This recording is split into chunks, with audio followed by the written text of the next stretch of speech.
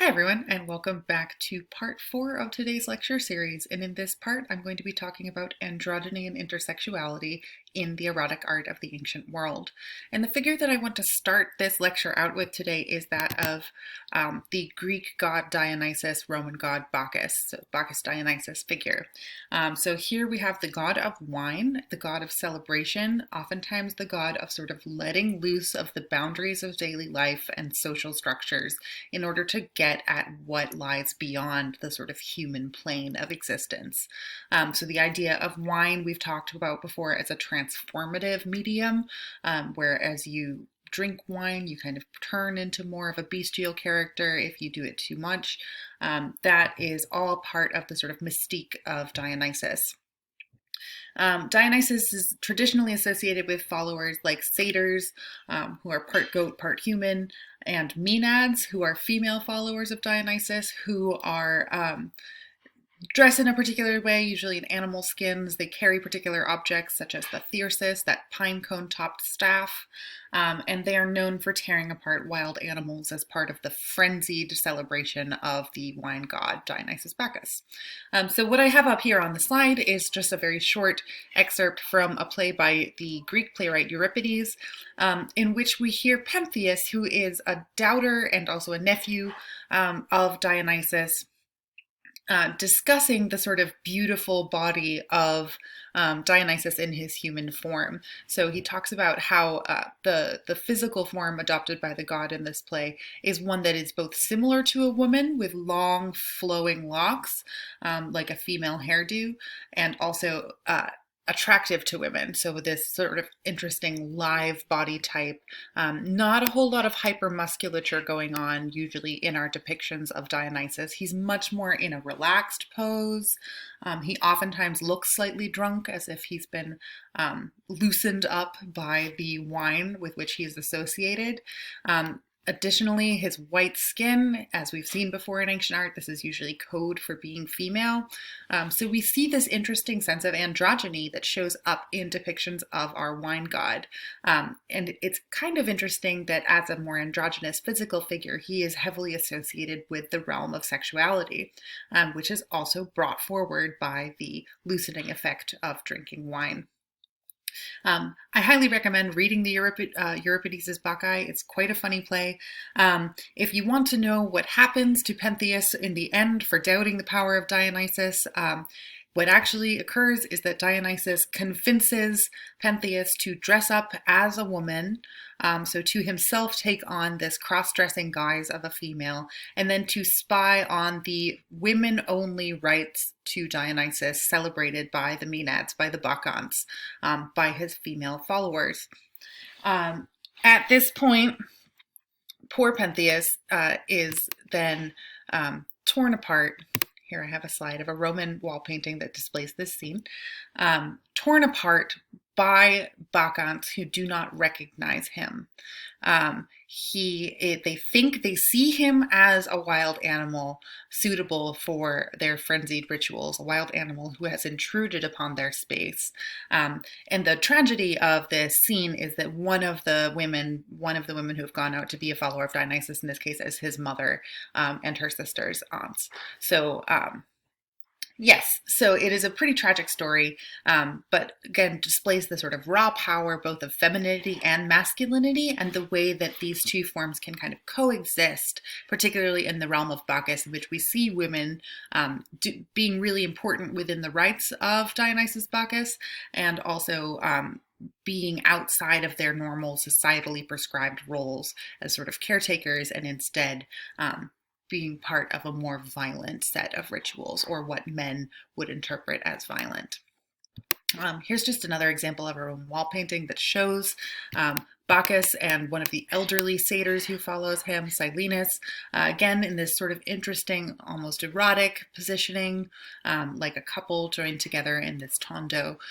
And we see Bacchus with his sort of feminine facial features and his long flowing hair. We know it's still him because of his wreath of ivy leaves and his accompaniment, of course, by his friend and teacher Silenus here.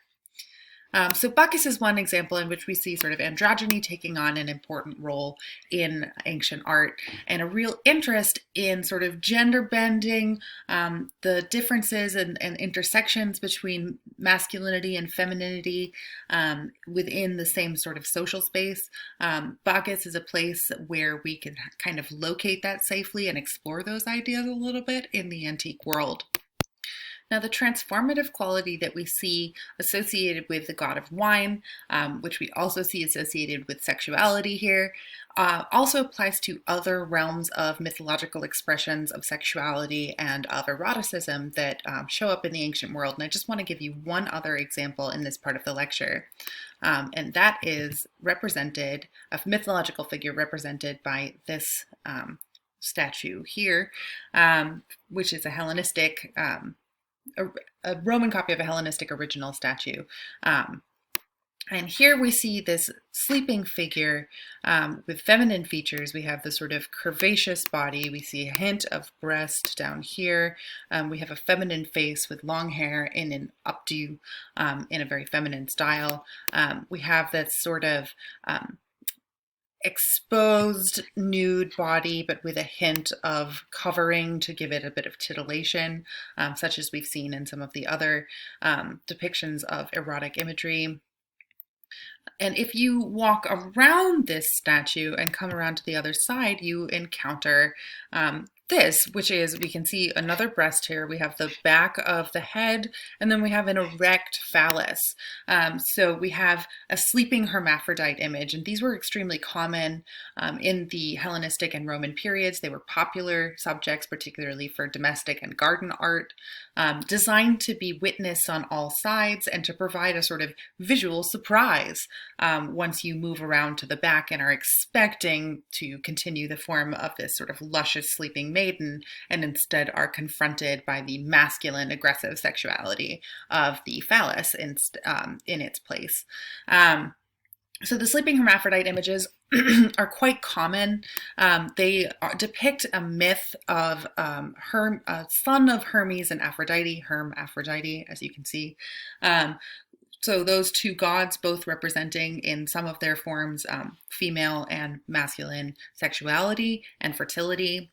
And so their son at one point is extremely beautiful, naturally being the son of two gods, and he encounters a nymph and falls so deeply in love with her that they wish to be united into one. And then that actually is granted by the gods as the favor of creating an intersexual body, right? So one with both male and female genital features. And at that point, mythologically speaking, the spring that this nymph comes from becomes a place that can, and anyone who falls in will also become a hermaphrodite. So the myth becomes a sort of teleological explanation for the existence of intersex individuals in society as well. The issue of how actual intersex people were treated in the ancient world is somewhat more complicated. So we have this interest in the visual surprise, the sort of sensual frisson of the idea of a person who is both male and female at the same time. But we also have some disturbing indications that babies who were born intersex may not have been allowed to continue on living in some of these ancient societies. So a sort of cultural tension about the acceptability of this as a natural phenomenon. But nonetheless, a great appreciation for the potential eroticism of the idea of intersexuality as a visual image. So here's just another example of a different sleeping hermaphrodite. So you can see how common these images were and how popular they were among the ancient individuals of this society.